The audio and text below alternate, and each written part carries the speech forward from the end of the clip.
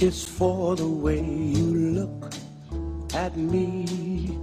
O is for the only one. Retour au salon de l'agriculture. Tout à l'heure, nous étions avec Fine, que vous voyez là, une sacrée vache ou une vache sacrée, c'est comme vous voulez. Mais là, cette fois-ci, nous allons parler d'une autre star.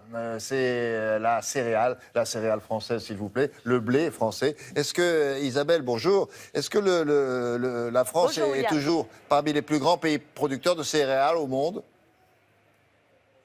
5e producteur mondial, premier producteur européen, s'il vous plaît. Ça fait quand même la bagatelle de 65 millions de tonnes produites par an avec une dizaine d'espèces de céréales. D'ailleurs, les vaches ne mangent pas que de l'herbe, elles consomment aussi des céréales et notamment du maïs. Alors comme l'orge ou le blé dur, eh bien, ce maïs est bien sûr représenté sur le stand des céréaliers avec de vraies parcelles de champs. Et puis on découvre aussi cette gigantesque moissonneuse-batteuse, dernier cri s'il vous plaît, bourrée d'électronique, qui reflète très bien la modernité de l'agriculture d'aujourd'hui et qui en prime, je le précise, est accessible au grand public. Et puis vous l'avez dit, il y a la star indétrônable, c'est le blé tendre. À lui seul, eh bien, il représente 50% de la production des céréales en France et c'est avec lui que l'on fabrique le pain. Ah oui, le pain. On sait toujours faire en France, le pain. Ah, le pain, on sait faire, savoir-faire reconnu. Et ce savoir-faire, on essaie de le transmettre avec des ateliers enfants qui sont organisés durant toute la durée du salon.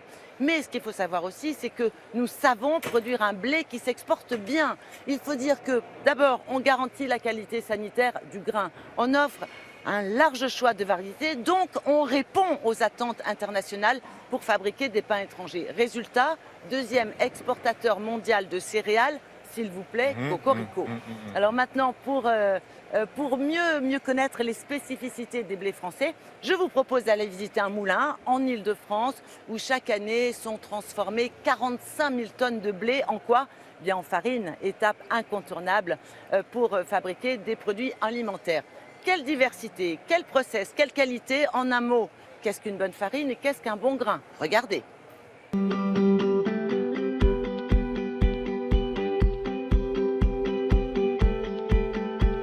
Un bon grain, c'est un grain qui a été récolté pendant la période optimum de la moisson. Ensuite, il a été nettoyé, puis pour éviter les moisissures et les insectes, il est stocké dans les silos ventilés tout au long de l'année. La France a toujours eu une vraie culture du pain, donc de ses variétés de blé.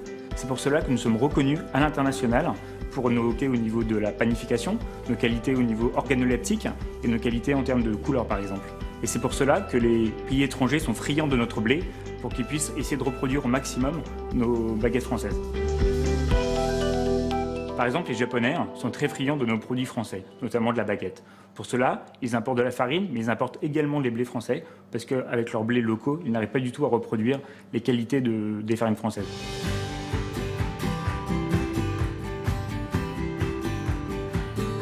Une bonne farine, c'est une farine qui peut avoir jusqu'à 10 blés différents. Chaque blé va apporter sa caractéristique. Ensuite, vient le travail du meunier. Le meunier, lui, doit régler ses machines au plus fin pour extraire la meilleure farine, la farine la plus pure. Une farine de tradition, c'est une farine qui utilise les meilleurs blés, les VRN, variétés recommandées par la meunerie française. C'est les 5-6 meilleures variétés du moment qui sont utilisées, écrasées dans notre moulin pour faire cette farine d'exception.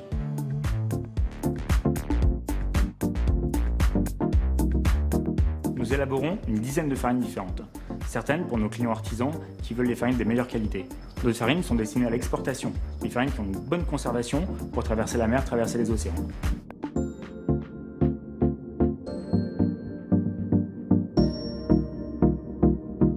Quand la récolte est mauvaise, il y a forcément moins de production.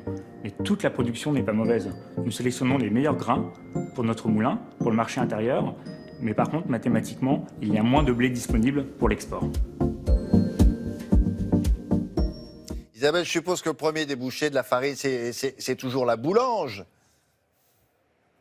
Absolument, bien avant la biscuiterie ou tout l'agroalimentaire, puisque le pain utilise à lui tout seul 60% de la production de farine.